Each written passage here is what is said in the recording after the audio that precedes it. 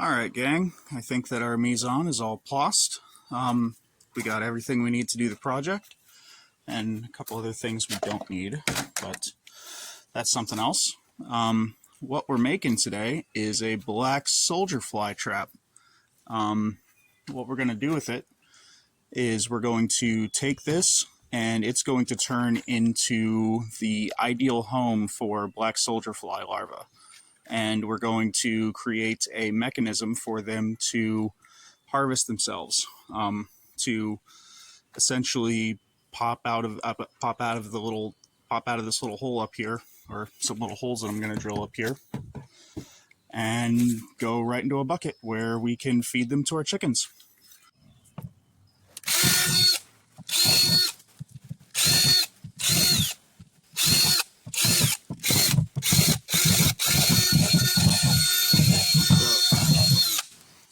So what we're doing here is we are creating pathways.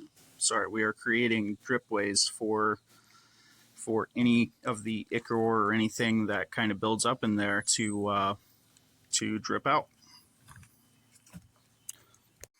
The way that it works is that we have their little breeding pod, and we are going to place some pipes in there that they can use as a path up and outward as they begin to pupate and go from their larval stage into their fly stage. So these pipes are going to be the pathway for the black soldier fly larva. They're just 1-inch PVC, schedule 40. This is the conduit, actually, not the stuff for drinking water, but anyway, it's the same stuff, all the same fittings fit. So I went ahead on the lengths of pipe that are going to be the pupa's escape ramp, and I went ahead and drilled some pilot holes. Now it's time to go and drill the holes to see how they're going to get out.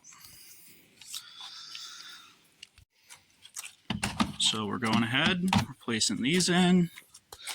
We know that these need to be a little bit lower. I figure ultimately we're going to want to have the box sitting about like this.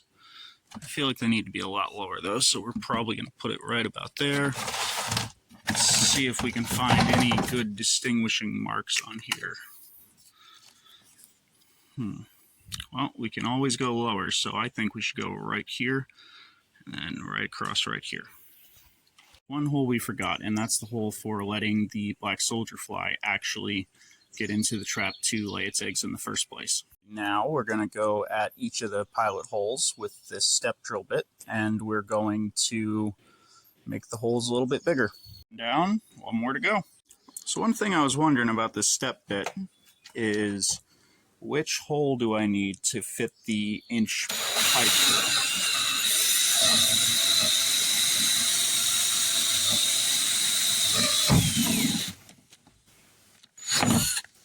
It turns out it's just the biggest one, so that's convenient. Now to demonstrate something that I'm actually good at, we have to cut this pipe to match with this pipe right here with a little T in the middle. So I'm going to show you what my trick for doing all that is. So I dry fit everything up, right, and I put this right here. I hold it there, make sure that, it's all good, and then I come over to here and I mark about the middle, something about right there. It's not too exact, but I just sort of use this as my go-by. Then what I'm going to do is I'm going to put everything together.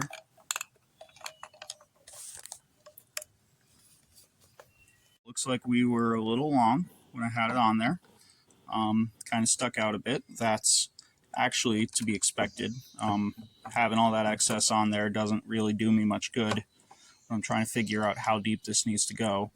And you can tell by this little seam here about where the socket is. You can also feel it. It's one knuckle in on me. Right, that little seam right there. Typically the pipe rests against that and you'll have glue that's gluing all your pipes together. But about one knuckle length, and we are maybe a hair over. Call it just 1/8 of an inch. So we're going to go ahead where I have it marked with my finger. We're going to cut it. So I marked my point, and then I lowered the blade down on this.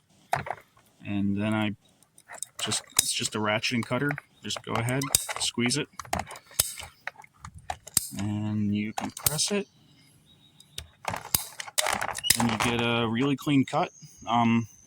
Honestly, of all the PVC cutters that I've used in my life, I think I like this one and this type the best. It's so easy compared to trying to cut everything with a hacksaw or a sawzall or a pipe saw or anything crazy like that. I can't say I'd be happy with that in plumbing or as a final product, but you know, that's good enough for what we're doing here. Now time to fit the T into the middle of it. So here's my T. What I do, just set it right there in the middle, and like I was saying, kind of the seam more or less lines up with the edge of the pipe there, so you can take it and mark it. So we're marking it right there. Just marking it with my finger because honestly I'm kind of lazy right now. And so we made that cut and we're resting right about there. We're going to come over to the other side and we're going to mark, let's call it right there for our next cut. After a little bit of percussive maintenance, we have it done. We're ready to insert this guy into the end, and then we're gonna trim that nose off. So we're gonna trim that nose off so he's I don't know. You know what? I think to start with, we're just not even gonna put a nose on him. We're just going to let him drop out, and we'll put a bucket under it and see what we get. So I looked it up, and while black soldier fly larvae don't eat wood chips, there's nothing in the wood chips that is going to harm them. So I'm going to go ahead and fill up, like, I don't know, call it up to maybe that first hole with wood chips, just to make sure that I have a base in there. Okay, that's 2 scoops. So that's a little much right now, but when we kind of tilt it like this, everything sort of lines up a little better. Now let's go dump in the rest of the compost. So there's one more component that we need to make this a black soldier fly trap, and that is a place for the black soldier fly to lay its eggs. The area that they like to lay is actually cardboard.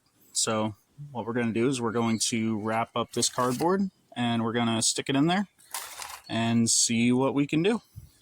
Just took the piece of cardboard and wrapped it around with some wire a couple times, and now I'm just going to thread it up through the holes and twist it together. All right, got it attached. So now we got a spot for a black soldier fly to lay its eggs. All right, we got the lid here. We have the vent. Going to get that installed right now. All right, and there we go. That's what the final product is going to look like. One thing I am going to do, though, is I am going to take a couple of scoops of compost out of there and stick it in there and kind of jumpstart it. The real treat for it is all right here, actually. So I just thought about this. Content warning. Our cat likes to kill things, and we need to get rid of the bodies somehow. And rather than just tossing them over the ravine or letting nature take its course like it has been, I have decided that we're going to try feeding them to the black soldier flies. Usually we get 1 furry critter a day, maybe 2. can see 3 of them in there. Oh boy. Huh. Anyway, yeah, we got some fuzzy critters in there. And what we'll do, and what we're going to do is we're going to be feeding the fuzzy critters to the beetles, and then to the chickens. It's at least in my mind, it's a little bit less gruesome of a way to do it than to just feed the fuzzy critters directly to the chickens. But it wouldn't surprise me if they ate them. So now that you know my plan for this, I got a question. If I'm using compost made out of meat, is my garden still vegan? Put your answer in the comment below.